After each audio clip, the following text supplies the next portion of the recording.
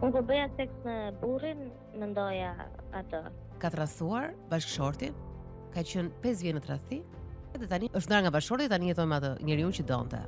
Në momentin që e kam parë të njeriu, thash që ky është ai që unë kam kërkuar të rjetën. Në muajin e 4, mua ma merr vesh burri, ish burri domethënë. Në proces tamam i zbulimit vetes, duke kuptuar se çfarë ajo ka të rëndësishme.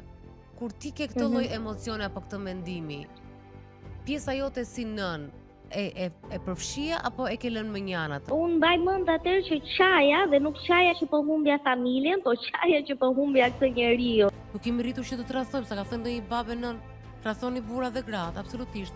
Por nuk na ka thënë njeri që ky është burri dhe këtë mbaje, domethënë. Pas 5 viteve martesë, takova dikë, zgjati diku tek 2-3 muaj, një ditë bukur ky kishte nisur një bisedë me një vajzë të huaj.